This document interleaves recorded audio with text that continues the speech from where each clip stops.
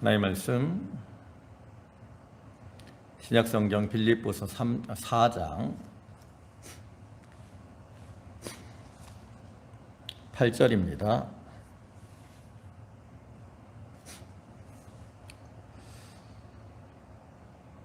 빌립보서 4장 8절 신약성경 페이지로는 322쪽 8절과 9절 두 절만 봅니다. 봉독하겠습니다. 끝으로 형제들아 무엇이든지 참되며 무엇이든지 경건하며 무엇이든지 옳으며 무엇이든지 정결하며 무엇이든지 사랑받을 만하며 무엇이든지 칭찬받을 만하며 무슨 덕이 있든지 무슨 기림이 있든지 이것들을 생각하라. 너희는 내게 배우고 받고 듣고 본 바를 행하라. 그리하면 평강의 하나님이 너희와 함께 계시리라. 아멘. 할렐루야. 지난 한 주간도 주님의 은혜 가운데 평안히 잘 보내셨습니까? 오늘 이 시간에도 하나님께 예배하는 모든 성도와 가정에 하나님께로부터 내려오는 은혜와 축복이 함께 하시기를 주님의 이름으로 축원합니다. 어느덧 10월의 마지막 주일입니다. 우리가 지난주에 그 사모가 코로나에 확진되고 또 제가 밀접 접촉자가 되어서 조심스러워서 온라인으로 예배를 드렸는데 또 그 후에 제가 지난 월요일에 양성 판정을 받고 확진이 되어서 오늘까지가 격리 기간입니다. 오늘도 이렇게 온라인으로 예배를 드리고 있습니다. 참 이렇게 코로나 확진이 되고 격리가 되어서 보내는 시간이 좀 답답하고 또 몸은 힘든 그러한 시간이었지만 그 가운데서도 성도 여러분들의 사랑과 관심 또 하나님의 은혜를 느낄 수 있는 귀한 시간이었습니다. 참 하나님께 감사를 드리고 또 성도 여러분들에게도 감사를 드립니다. 아직도 좀 기침이 많이 나고 머리가 좀 멍한 것 같아요. 그래도 이 시간 하나님의 은혜가 함께하는 그러한 시간이기를 소망해 봅니다. 오늘 이 시간에는 빌립보서 4장 8절부터 9절의 말씀을 보셨는데 그 중에 8절 끝부분을 보면 이것들을 생각하라 그랬고요. 또 9절 앞부분에서는 너희는 내게 배우고 받고 듣고 본 바를 행하라 이와 같이 말씀을 하고 있는데 이 말씀을 근거로 생각하고 행하라 라는 제목으로 함께 은혜를 나누고자 합니다. 빌립보 4장은 바울이 이 빌립보 교인들을 향해서 마지막으로 권면하는 내용인데요. 또 앞에 지난주에는 1절부터 7절까지 말씀을 통해서 주 안에서 항상 기뻐하라 라는 내용으로 말씀을 살펴봤습니다. 그리고 이어지는 이 본문의 말씀은 이제 바울이 그 빌립보 교인들에게 너희가 나에게 배운 덕목, 하나님이 너희에게 원하시는 그러한 모습 이것들을 기억하고 구체적으로 실천함으로 영적으로나 또 도덕적으로 덕을 세워나가는 이러한 생활을 해라 라고 권면하고 있는 내용입니다. 우리 모든 성도들은 나 하나님의 택하심을 받아서 하나님의 자녀가 된 자들인데 하나님께서 우리를 이렇게 택하시고 부르신 이유가 뭡니까? 바로 하나님의 영광을 위함이죠. 이사야 43장 7절의 말씀을 보면 내 이름으로 불려지는 모든 자 곧 내가 내 영광을 위하여 창조한 자를 오게 하라. 그를 내가 지었고 그를 내가 만들었느니라 그랬습니다. 이와 같이 하나님은 하나님의 영광을 위해서 우리를 창조하시고 또 우리를 불러주셨습니다. 하나님이 이처럼 우리를 하나님의 영광을 위해서 창조하시고 불렀기 때문에 하나님의 자녀된 우리들은 마땅히 하나님의 영광을 위해서 살아가야 되죠. 그래서 바울은 고린도전서 10장 31절에서 너희가 먹든지 마시든지 무엇을 하든지 다 하나님의 영광을 위해서 하라 이렇게 말씀을 했고요. 또 예수님께서도 마태복음 5장 16절에서 이렇게 말씀을 합니다. 이같이 너희 빛이 사람 앞에 비치게 하여 그들로 너희 착한 행실을 보고 하늘에 계신 너희 아버지께 영광을 돌리게 하라. 우리가 이런 말씀들에서 알 수 있는 것처럼 우리는 늘 하나님께 영광을 돌려 드려야 되는데, 그럼 우리가 어떻게 해야 하나님께 영광을 돌려 드릴 수 있을까? 그래서 앞에 예수님이 말씀하신 것처럼 착한 행실을 행하는 것이고요. 또한 오늘 본문에서 바울이 교훈하는 것처럼 덕을 세우고 하나님의 자녀답게 살아가는 거라는 거죠. 그래서 우리가 이 시간 본문의 말씀에서 권면하는 것처럼 하나님이 우리에게 원하시는 모습, 이것이 무엇인가를 좀 생각해보고 이제 그와 같이 행함으로 하나님께 영광을 돌려드리고, 그 다음에 그를 통해서 하나님이 평강의 하나님과 동행하는 그러한 우리들이 다 되도록 해야 되겠습니다. 이제 먼저 본문을 8절을 다시 살펴보시면 여기 끝으로 형제들아 무엇이든지 참되며 무엇이든지 경건하며 무엇이든지 옳으며 무엇이든지 정결하며 무엇이든지 사랑받을 만하며 무엇이든지 칭찬받을 만하며 무슨 덕이 있든지 무슨 기림이 있든지 이것들을 생각하라. 바울이 이와 같이 이것들을 생각하라라고 말을 하면서 그들이 생각해야 될 성품들, 하나님의 빌립보 교인들에게 원하시고 그들이 생각하며 그들이 행해야 될 성품을 8가지로 말을 하죠. 그런데 바울은 그러한 덕목들에 대해서 말을 할 때 그 앞에 어떤 말들이 붙습니까? 보면 무엇에든지 이러한 표현이 6번 나오고요. 그 다음에 또 무슨이라고 하는 것이 2번이 나오죠. 그럼 이와 같이 무엇에든지라는 말과 무슨이라는 이 말을 앞에 붙이고 있는 이유는 뭐냐?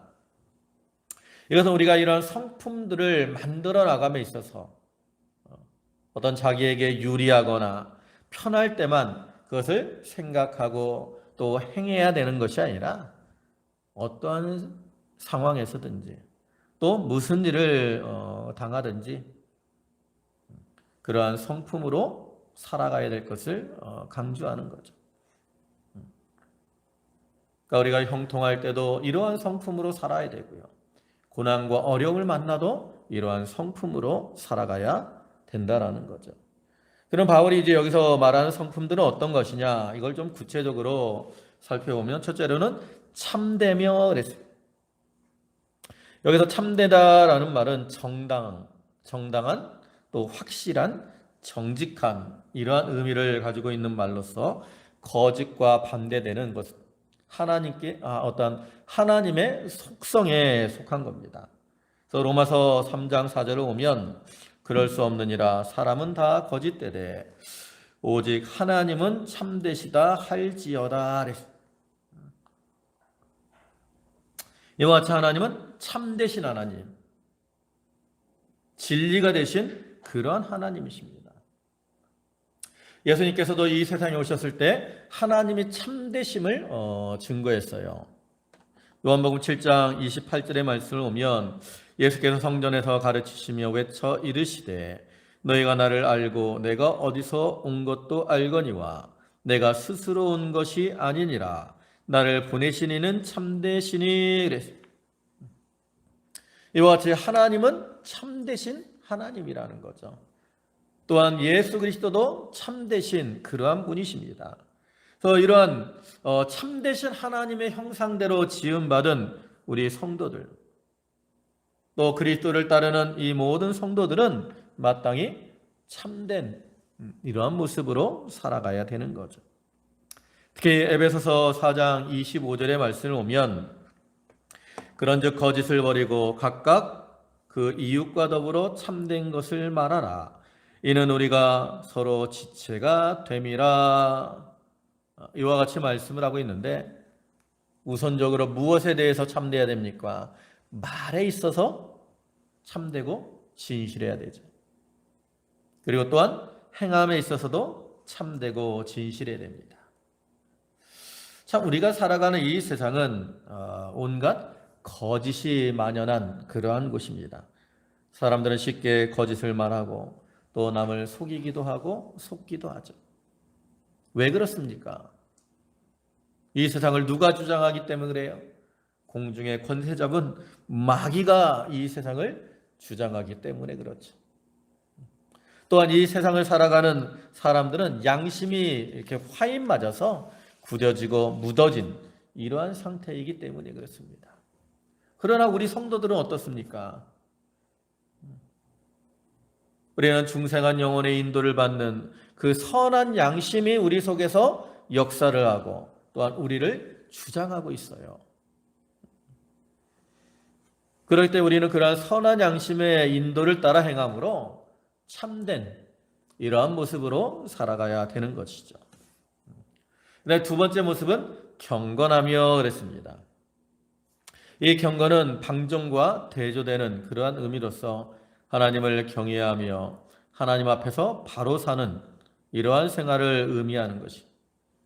그래서 우리 성도들이 하나님의 말씀을 믿고 경외할 때 참된 경건이 나오게 되고 그리고 그러한 경건을 통해서 하나님을 닮아 가게 됩니다.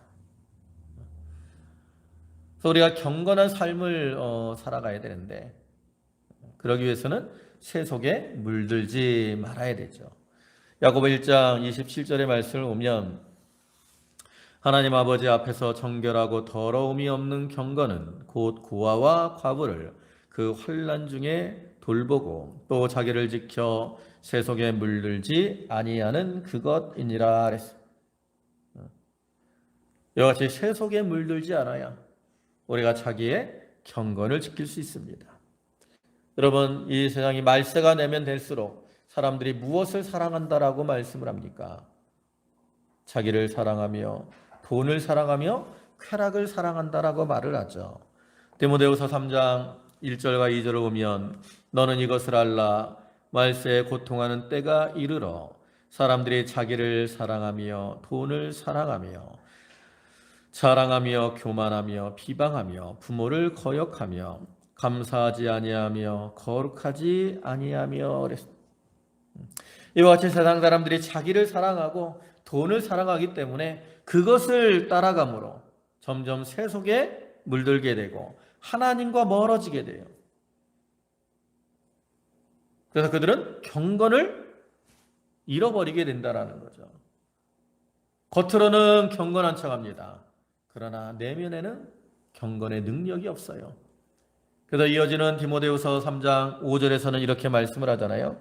경건의 모양은 있으나 경건의 능력은 부인하니 이 같은 자들에게서 내가 돌아서라.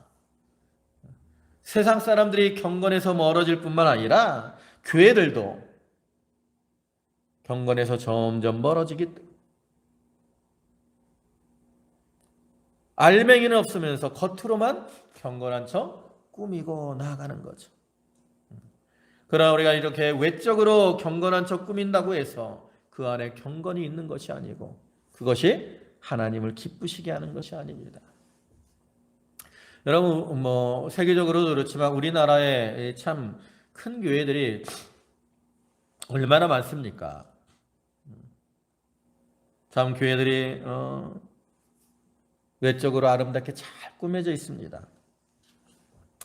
그러나 이렇게 많은 교회들이 외적으로 아름답게 잘 단정하고 경건한 척 꾸미고 나가지만 과연 하나님의 그런 내적인 것을 보시고 기뻐하시겠느냐는 거죠.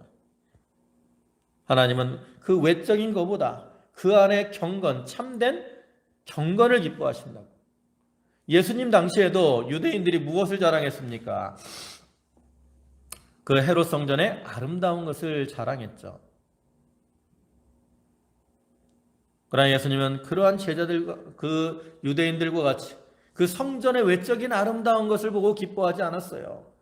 오히려 예수님은 그것들이 돌 위에 돌 하나도 남기지 않고 다 무너질 것이라고 경고하셨죠.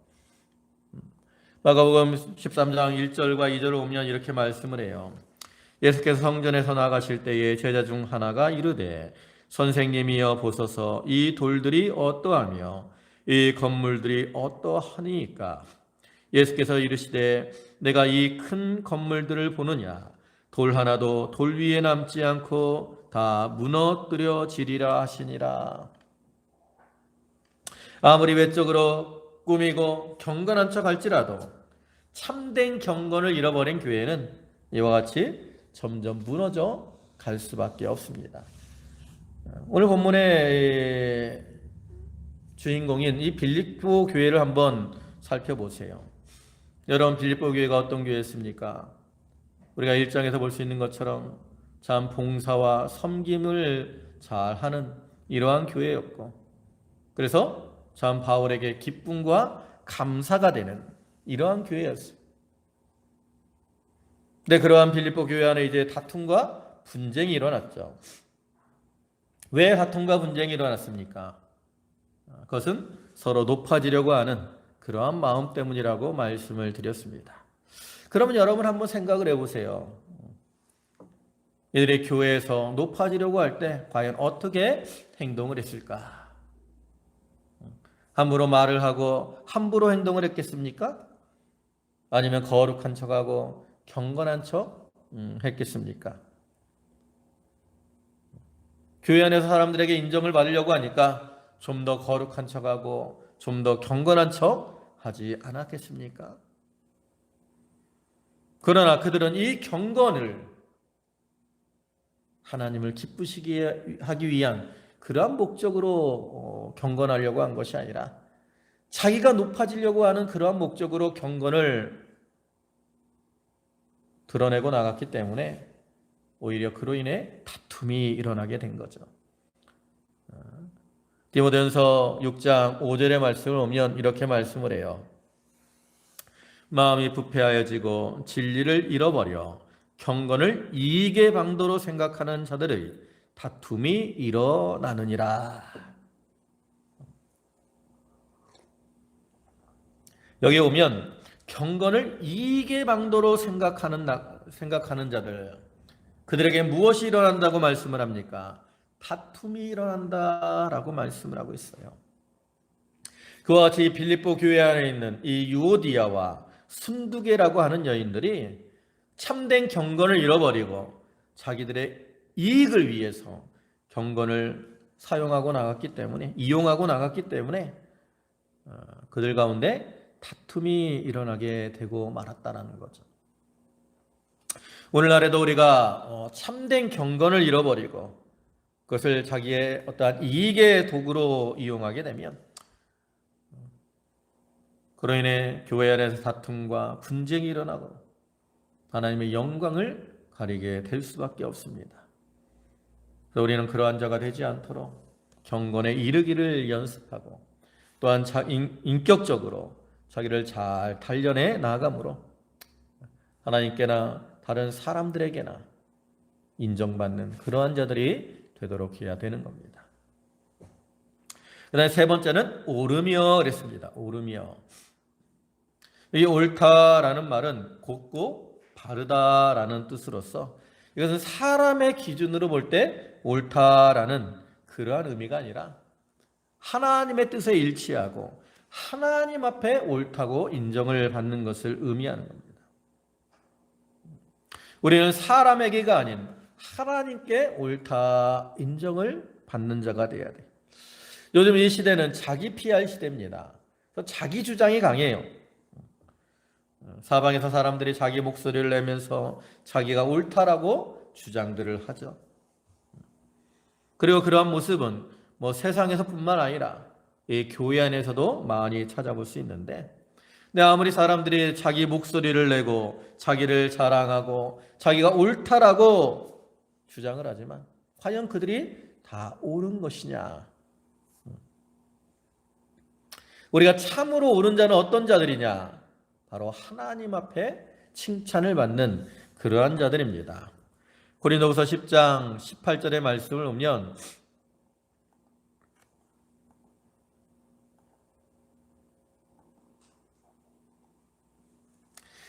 옳다 인정함을 받는 자는 자기를 칭찬하는 자가 아니요 오직 주께서 칭찬하시는 자니라. 이렇게 말씀을 합니다.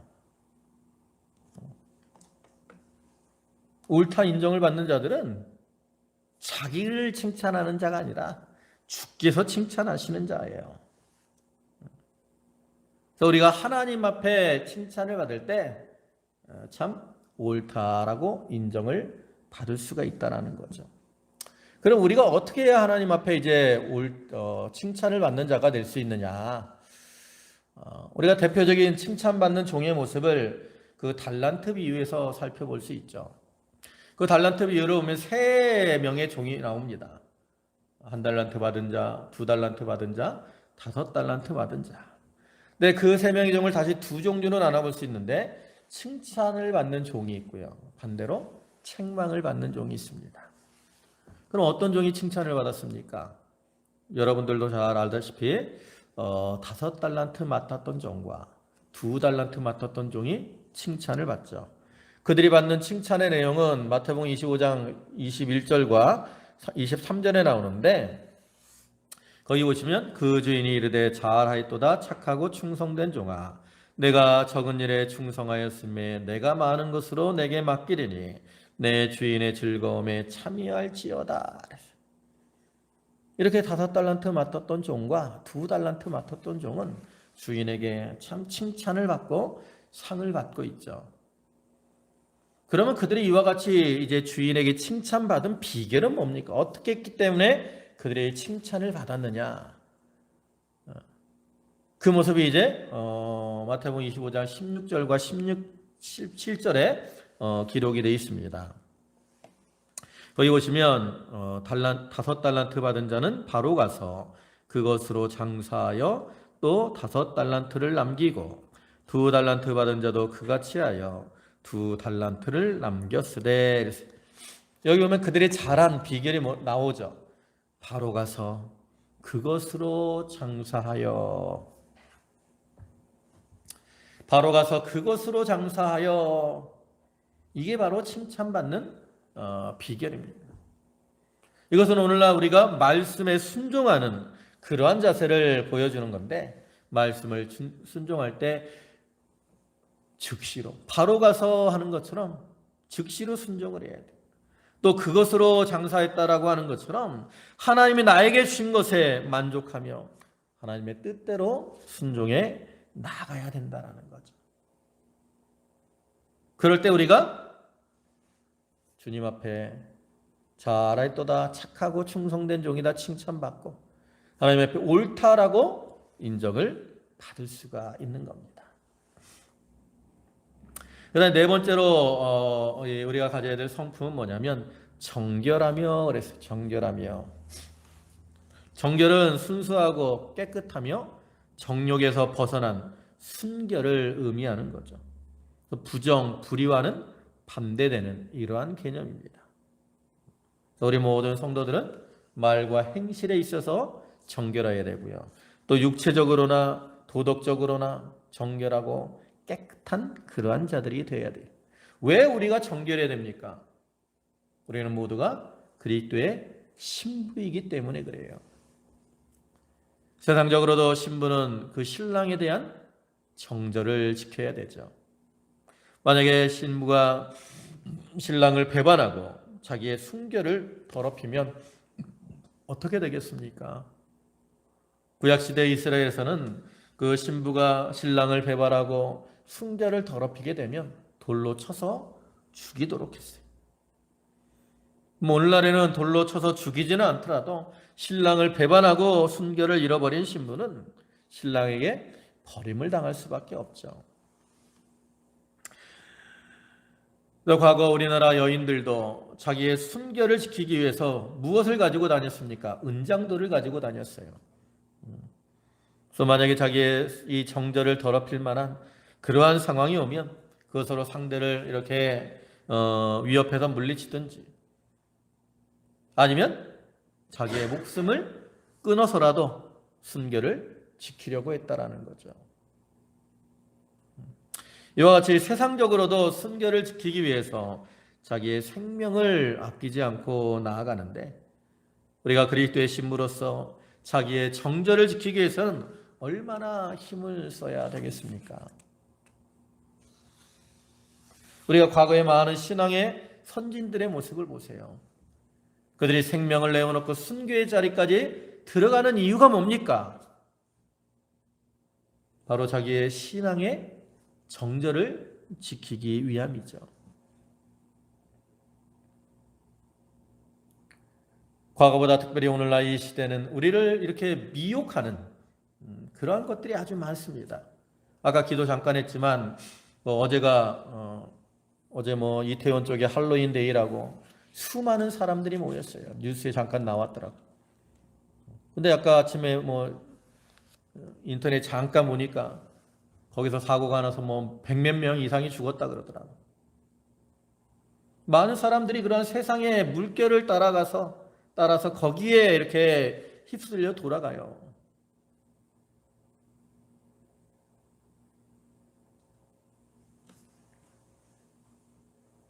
얼마나 안타깝습니까? 그렇게 많은 사람들이 참 허무하게 생명을 잃고 또 많은 사람들이 이렇게 다쳐서 고생을 하고 있으니 너무나 안타깝다고.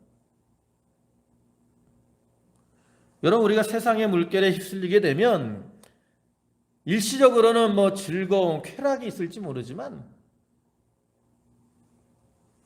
그 후에는 반드시 고통이 임하게 되는 거예요. 육체의 어떤 쾌락을 위해서 자기의 정절을 잃어버리게 되면 그로 인해 고통이 올 수밖에 없다라는 거죠. 그래서 우리는 이러한 시대에 이 세상의 물결에 휩쓸리지 아니하고 자기를 더럽히지 않도록 자기를 잘 지켜나가는 그러한 성도들이 되어야 되는 겁니다. 그 다음에 5번째로는 사랑받을 만하며 그랬습니다. 사랑받을 만하다라는 말은 친하다, 우호적이다, 또 사랑을 야기시키다라는 이러한 뜻으로서 하나님과 사람을 기쁘시게 하는 그러한 모습을 가리킵니다. 그래서 우리가 이 교회 안에서 또 세상에서 살아갈 때 하나님과 사람에게 사랑받을 만한 그러한 모습으로 행해야 된다라는 거죠. 그럼 과연 어떤 모습이 사랑받을 만할까? 외모를 아름답게 단장을 하고 또 섹시한 모습으로 자기를 꾸미고 이것이 사랑받는 그러한 모습일까? 물론 사람들마다 사랑하는 모습은 여러 가지가 있을 수 있습니다. 그러나 보편적으로 볼 때 가장 사랑받는 이러한 모습이라는 것은 계산적이지 않고 순수한 이러한 모습일 때 가장 사랑받을 만하지 않을까라는 이러한 생각이 듭니다. 요즘 TV를 보면 어린아이들이 이렇게 약삭빠르게 참 유행가를 부르고 이러한 모습들을 볼 수가 있어요. 참 그 노래 부르고 그럴 때 잘한다라는 생각도 들기도 합니다. 그러나 과연 그 아이들이 진정으로 사랑받을 만한 그러한 모습일까? 어느 때는 그 모습을 보면서 아이들이 너무나 어려서부터 이 세상에 휩쓸려 사는 것은 아닌가? 자기의 순수함을 잃어버린 것은 아닌가? 이러한 생각이 들 때가 있어요. 겉으로 참 꾸미고 귀여운 척하고 이렇게 하지만 그러한 모습들보다 더 제가 볼 때는 비록 어린 갓난아이들이 말도 못하고 움직이지도 못하지만 그 순수한 모습으로 있을 때 그 모습, 이 모습이 참으로 사랑스러운 모습이 아닐까 이렇게 생각을 합니다. 그래서 우리가 참으로 사랑받을 만한 그러한 사람이 되기 위해서는 어떻게 해야 돼요? 어린아이와 같이 순수한 그러한 성품의 사람으로 자기를 만들어 나가야 되는 거죠. 그 다음 6번째로는 칭찬받을 만하며 그랬어요.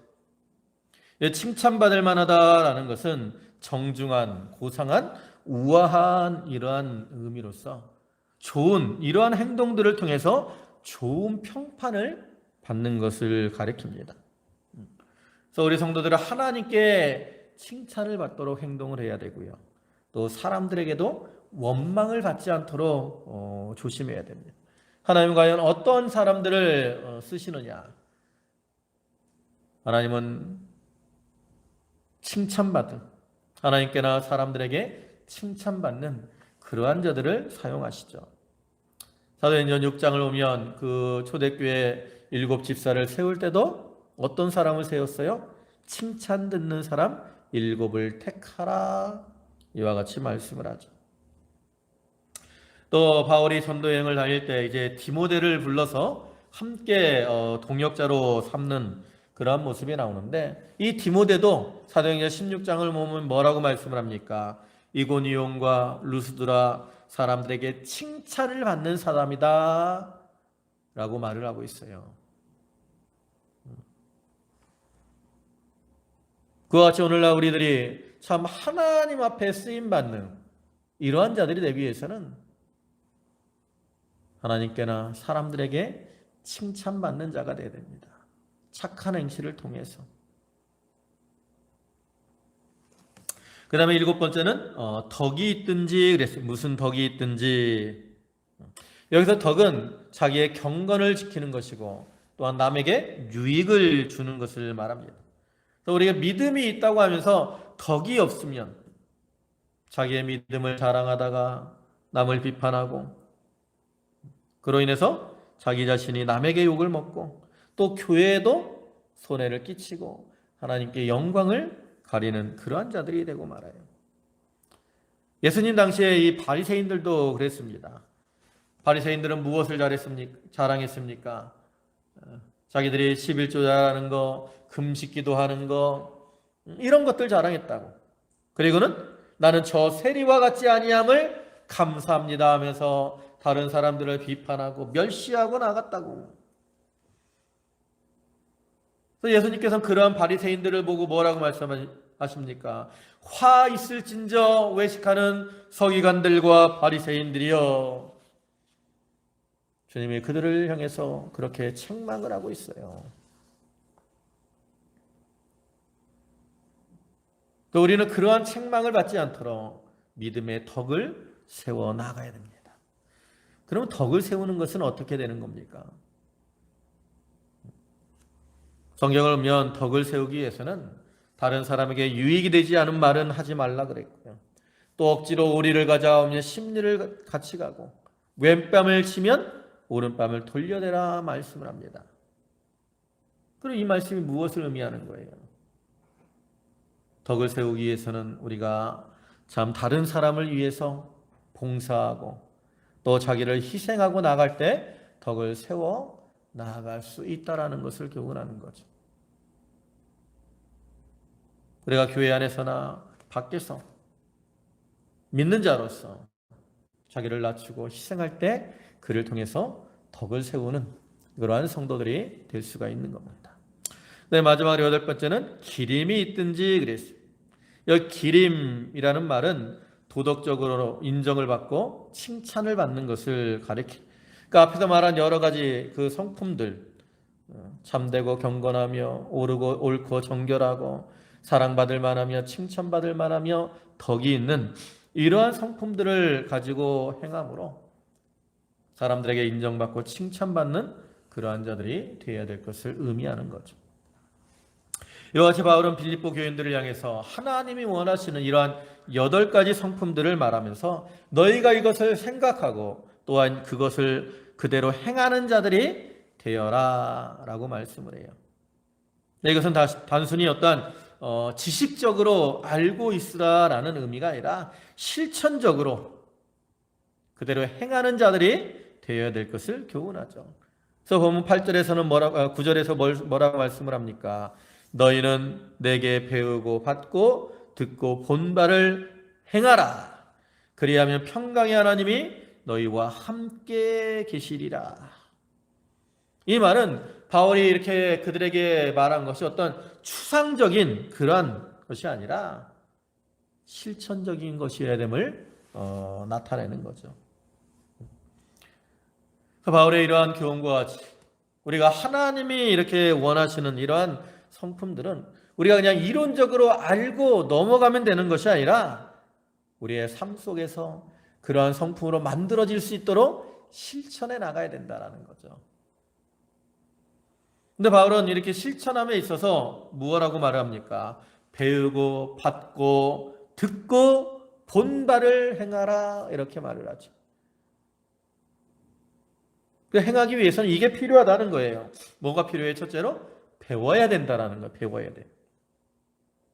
우리가 늘 말씀을 가까이 하고 배우려고 하는 어떤 갈망, 열심이 있어야 된다라는 거죠.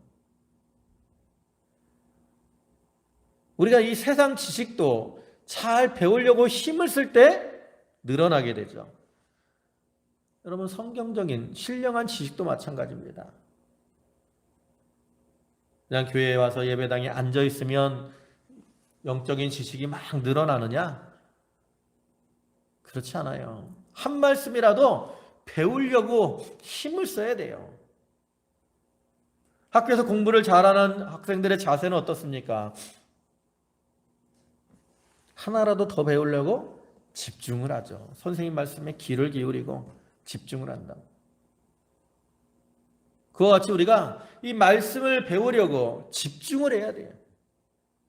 갈망하는 마음이 있어야 돼요.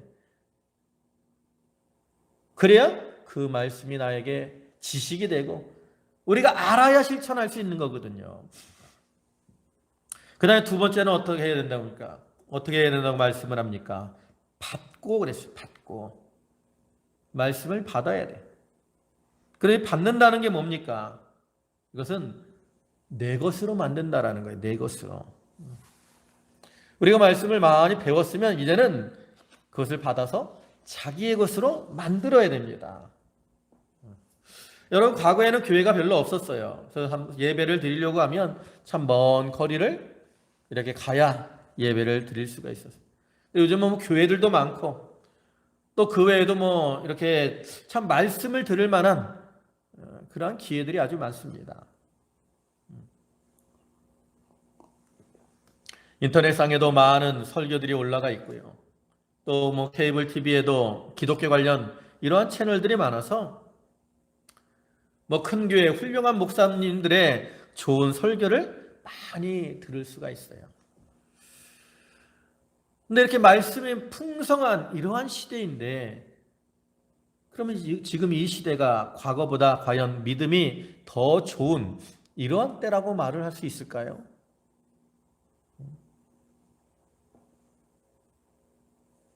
별로 그런 것 같지 않아요. 그럼 왜 그럴까? 과거에는 말씀을 한번 듣기가 참 힘들었는데 요즘 이렇게 말씀을 들을 기회가 아주 많은데 왜 사람들이 과거보다 믿음의 열심이 식어졌을까? 그것은 그들이 말씀을 듣기는 듣되 그것을 자기의 것으로 받아서 소유하지 못하기 때문입니다. 말씀을 자기의 것으로 소유하지 못하기 때문에 그 말씀들이 그저 흘러가는 강물과 같은 거예요. 자기와는 상관이 없다고. 그러니까 믿음에 유익이 없는 거죠. 여러분, 우리가 하나님이 원하시는 그러한 모습대로 자기를 만들어 나가기 위해서는 무엇보다 이 말씀을 자기의 것으로 받아들여야 돼. 그래야 그것이 나의 양식이 되고 또 영혼의 양약이 되고 또한 생명이 되어서 말씀대로 살아갈 수가 있다라는 거죠. 그 다음에 무엇이라고 말씀합니까? 듣고 본바를 행하라 그랬어요. 듣고 보아야 된다라는 거죠. 뭐 듣는 것은 귀와 관련된 것이고 본다라는 것은 눈과 관련된 것이기 때문에 뭐 따로 구분할 수도 있지만 의미적으로 볼 때는 이 말은 단순히 뭐 귀로 듣고 눈으로 보는 것을 의미하는 것이 아니라 신앙의 선진들을 본받아 나가는 것을 가리키는 거예요. 그래서 바울은 너희가 나를 본받아서 행하라 이와 같이 교훈을 하는 거죠. 우리가 앞에 3장 17절에서도 바울이 뭐라고 했습니까? 형제들아 너희는 함께 나를 본받으라. 그리고 너희가 우리를 본받은 것처럼 그와 같이 행하는 자들을 눈여겨보라 그랬어요. 바울이 이와 같이 빌립보 교인들을 향해서 너희는 나를 본받으라 그랬는데 이것은 자기를 자랑하는 것이 아니라 자기가 그리스도를 본받은 것처럼 빌립보 교인들이 그리스도를 본받아 행할 것을 교훈하는 것이라 그랬잖아요. 그와 같이 오늘날 우리들도 그리스도를 본받아 나가야 됩니다. 또한 신앙의 선진들을 본받아 나가야 돼요. 그리고 교회 안에서도 또 좋은 신앙의 모습을 보고 듣고 그것을 본받아야 나아가야 되는 거예요. 그럴 때 우리가 하나님이 기뻐하시는 그러한 모습으로 행할 수가 있는 겁니다. 이제 말씀을 마무리하겠습니다. 바울은 빌립보 교인들을 향한 권면을 마무리하면서 그들을 향해서 너희는 생각하고 행하라 이렇게 말함으로 실천적인 모습에서 바로 행하고 덕을 세우며 하나님께 영광을 돌려드려야 될 것을 교훈하고 있습니다. 이러한 바울의 권면과 같이 오늘날 우리가 하나님이 우리에게 원하시는 모습은 무엇일까? 이것을 늘 생각하고 이제 그와 같이 살아가기 위해서 힘을 써 나가야 됩니다.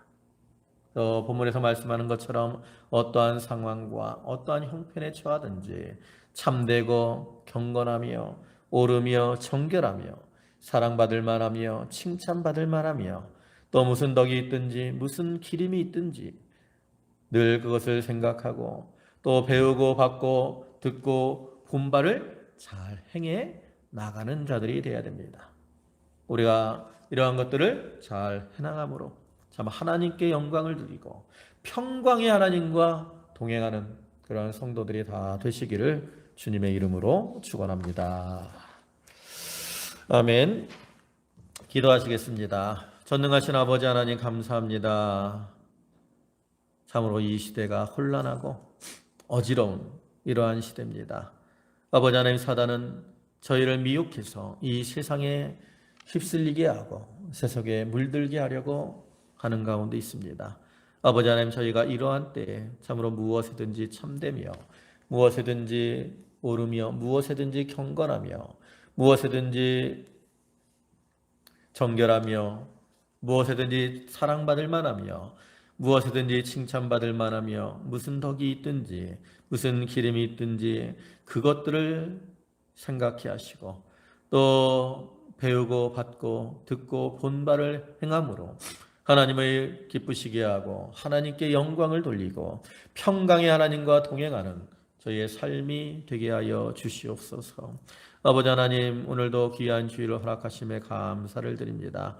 아버지 하나님, 비록 이렇게 온라인으로 예배를 드리지만 하나님께서 저희 모든 성도들 위해 은혜를 주옵소서.